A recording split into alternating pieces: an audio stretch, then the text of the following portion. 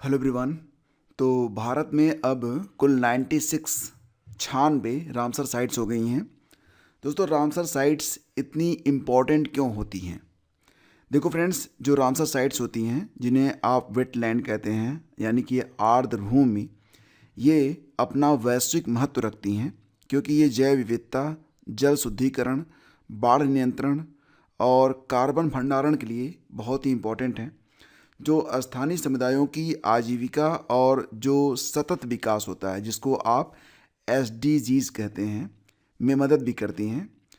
जब Ramsar tag किसी स्थल को मिल जाता है तो दोस्तों, रामसर टैग से इन स्थलों के संरक्षण और अंतर्राष्ट्रीय सहयोग को बढ़ावा मिलता है, भले ही कुछ मामलों में प्रबंधन में प्रभावी बदलाव न दिखें। तो ये जो साइट्स होती हैं दोस्तों, इनकी वजह से जो बायोडाइवर्सिटी कंजर्वेशन है, यानी कि ये जो जल पक्षी होते हैं, मछलियाँ होती हैं, जो उभयचर होते हैं, इनके साथ साथ अनगिनत प्रजातियों के लिए महत्वपूर्ण आवास ये प्रदान करते हैं।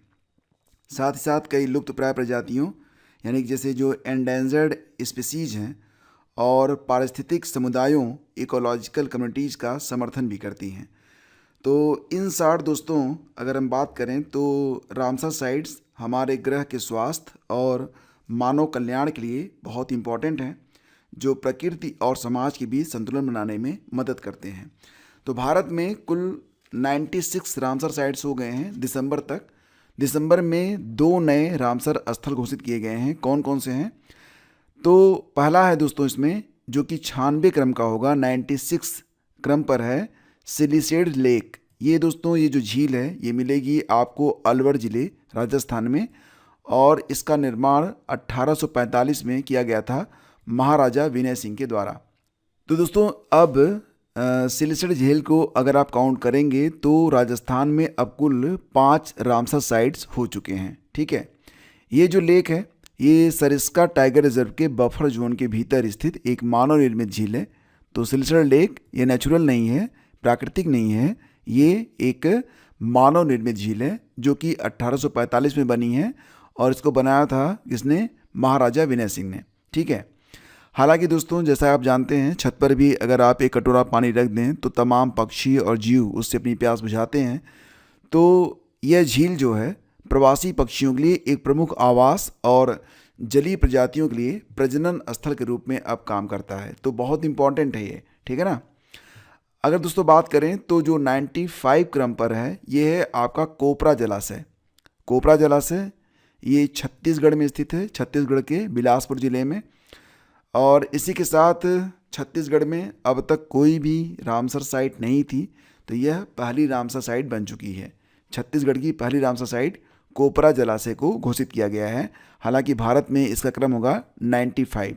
ठीक है, और ये जो जलाशय दोस्तों, यहाँ पर भी 60 से अधिक प्रवासी पक्षी प्रजातियों को आश्रय मिलता है, जो घोंसला, मतलब उनको पूरी तरह से यहाँ पर जो है आवास मिल जाता है। आवास, भोजन, घोंसला, विश्राम स्थल। ठीक है ना। तो फ्रेंड्स, बात करें तो मैंने आपको पिछली बार बताया था कि 6 नवंबर 2025 तक भारत में रामसर स्थल कितने थे? 94 थे। और जो आपका 94वां बना था वो था गोगाबिल झील, जो कि बिहार में है, बिहार के कटिहार जिले में। ठीक है, गंगा और महानंदा नदियों के बीच स्थित था। तो गोगाबिल झील बिहार का 6ठा रामसर स्थल। और अभी मैंने आपको बताया कि ये आपका सिलिसेड लेक है, ये राजस्थान का 5वां रामसर स्थल है। ठीक है, इसको आप याद रखिएगा थोड़ा। हालांकि इम्पॉर्टेंट नहीं है, जो इम्पॉर्टेंट है मैं अभी आपको बता रहा हूँ। ठीक है ना। फिलहाल सबसे इम्पॉर्टेंट तो ये है कि भारत में कितनी रामसर साइट्स हो गई हैं? तो 96 हो गई हैं। जो इनका क्रम है ना, ये आता है कभी कभी मिलाने के लिए। जैसे कि मैंने आपको बताया कि 96, 95 और 94 क्रम आपको पता चल गया। 89 नंबर पर है उधवा झील, झारखंड। 90वीं रामसर साइट थी खींचन, जो कि फरोदी राजस्थान में है। और जो 91वीं रामसर साइट है दोस्तों, ये मेनार उदयपुर है, राजस्थान में। 92वीं रामसर साइट गोकुल जलाशय, बक्सर, बिहार में, और ये सितंबर में घोषित हुई थी। इसी के साथ 93वीं रामसर साइट ये उदयपुर झील, पश्चिम चंपारण, बिहार। और 94वीं, ये मैंने आपको बताया कि ये गोगाबिल झील है, जो कि कटिहार जिले में, बिहार में स्थित है। ठीक है ना। तो इस प्रकार से अगर आप देखेंगे तो जनवरी 2025 से लेकर 16 दिसंबर 2025 तक, मतलब जनवरी से लेकर दिसंबर तक अगर रामसर साइट्स के हिसाब से देखा जाए तो भारत में 11 कुल नए रामसर स्थल घोषित किए गए हैं। तो संख्या हो गई है 11 नए रामसर साइट्स बने हैं 2025 में। पूरे वर्ष में 11 नए रामसर साइट, क्योंकि अब मतलब संभावना है कि 2025 में कोई नया रामसर स्थल घोषित नहीं होगा। तो 2025 में दोस्तों कुल 11 नए रामसर स्थल घोषित किए गए हैं, ठीक है ना। तो फरवरी में 4 रामसर स्थल घोषित हुए थे। कौन कौन से? देखो, इसमें एक है आपका सक्कारा कोट्टई पक्षी अभयारण्य जो कि तमिलनाडु वाला है, खेचियोपालरी वेटलैंड ये सिक्किम में है, थेरथंगल पक्षी अभयारण्य ये तमिलनाडु में है, और उधवा झील झारखंड में। तो ये 4 रामसर स्थल घोषित हुए थे फरवरी 2025 में। इसके बाद दोस्तों जून में 2 नए रामसर स्थल घोषित किए गए थे। एक है आपका मेनार आर्द्रभूमि स्थल जो कि उदयपुर राजस्थान में है, और दूसरा है खींचन वेटलैंड जो कि जोधपुर और फरौदी में फैला हुआ है, ये भी राजस्थान में है। तो जून वाले जो 2 नए रामसर स्थल घोषित हुए थे दोनों राजस्थान से हैं। सितंबर में भी 2 नए रामसर स्थल घोषित किए गए। तो इसमें एक उदयपुर झील है, ध्यान देना ये उदयपुर बिहार वाला है, ठीक है ना, आप राजस्थान में मत जाना। तो उदयपुर झील और गोकुल जलाशय दोनों ही जो रामसर स्थल हैं ये लिए गए कहाँ से? बिहार से लिए गए। और नवंबर वाला भी जो एक नया रामसर स्थल जुड़ा जो कि 94 क्रम पर है, गोगाबिल झील, ये भी बिहार से ही है। तो देखा जाए तो मिला जुला के सितंबर नवंबर में जो 3 नए रामसर स्थल बने ये तीनों जो है बिहार में हैं। तो फ्रेंड्स ये आपके 94 रामसर स्थल हो गए नवंबर तक, और दिसंबर में 2 नए ऐड हुए। तो इस प्रकार से अब आपके पास कुल 96 रामसर स्थल हो चुके हैं, ठीक है। अब एक बात और कि रामसर स्थल होता क्या है। तो दोस्तों मैंने आपको बताया था कि ये अंतर्राष्ट्रीय महत्व की आर्द्रभूमियाँ हैं जिन्हें रामसर कन्वेंशन के तहत नामित किया गया है। तो अब सवाल उठता है कि आर्द्रभूमि क्या होती है। दोस्तों आर्द्रभूमि यानी कि वेटलैंड एक ऐसा क्षेत्र होता है जहाँ भूमि या तो मौसमी या अस्थायी रूप से पानी से ढकी रहती है। इसमें मीठा पानी, खारा पानी या दोनों तरह का पानी हो सकता है। रामसर अभिसमय के अनुसार कोई भी क्षेत्र जहाँ वर्ष में 8 महीने जलभराव हो वह क्षेत्र वेटलैंड कही जाएगी, ठीक है। तो मतलब अगर कोई ज़मीन 8 महीने जलभराव रखती है तो वो वेटलैंड है। और ये क्षेत्र जैविक विविधता से, बायोडाइवर्सिटी से संपन्न होते हैं। भारत में आर्द्रभूमियों को अलग अलग श्रेणियों में वर्गीकृत किया गया है। इसमें मैंग्रोव होते हैं, दलदल, नदियाँ, झीलें, डेल्टा, बाढ़, और इसके अलावा बाढ़ के जंगल भी इसमें शामिल होते हैं, ठीक है। दोस्तों बात करें रामसर कन्वेंशन के बारे में, तो रामसर कन्वेंशन वेटलैंड्स के कंजर्वेशन और विवेकपूर्ण उपयोग के लिए एक अंतर्राष्ट्रीय संधि है। और ये जो रामसर कन्वेंशन हुआ था ये कहाँ पर हुआ था? तो ईरान का एक शहर है रामसर, वहीं पर ये कन्वेंशन हुआ था। कब? 1971 में 2 फरवरी के दिन। और यही वजह है कि प्रतिवर्ष 2 फरवरी को हम वेटलैंड डे के रूप में मनाते हैं। हालांकि ये लागू हुआ था 1975 में। भारत दोस्तों रामसर कन्वेंशन में कब शामिल हुआ? तो याद रखना 1982 में शामिल हुआ था, 1 फरवरी 1982 को।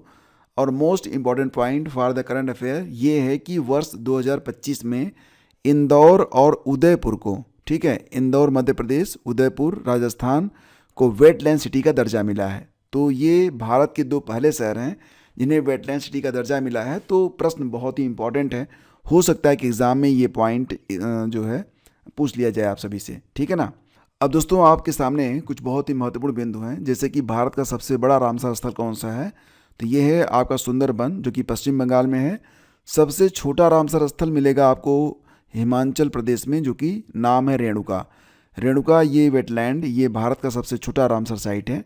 और इसी के साथ याद रखिए कि सर्वाधिक रामसर स्थल वाला राज्य ये तमिलनाडु है। तमिलनाडु में अभी भी 20 से ज़्यादा रामसर स्थल हो गए हैं। यूपी में 10 हैं, ठीक है। तो तमिलनाडु टॉप पर है यूपी में, अभी फ़िलहाल यूपी दूसरे स्थान पर है। विश्व की पहली रामसर साइट दोस्तों ये घोषित हुई थी 1974 में कोबर्न प्रायद्वीप जो कि ऑस्ट्रेलिया में स्थित है। और भारत का पहला रामसर स्थल चिल्का झील ओडिशा और केवलादेव राष्ट्रीय उद्यान राजस्थान को घोषित किया गया था। कब? 1981 में। दोस्तों अभी मैंने आपको क्या बताया कि भारत जो है ये रामसर कन्वेंशन में कब शामिल हुआ था?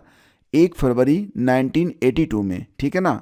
लेकिन उसके पहले ही 1981 में ही चिल्का झील जो कि उड़ीसा में है और केवलादेव राष्ट्रीय उद्यान जो कि राजस्थान में है, दोनों भारत के रामसर स्थल बन चुके थे।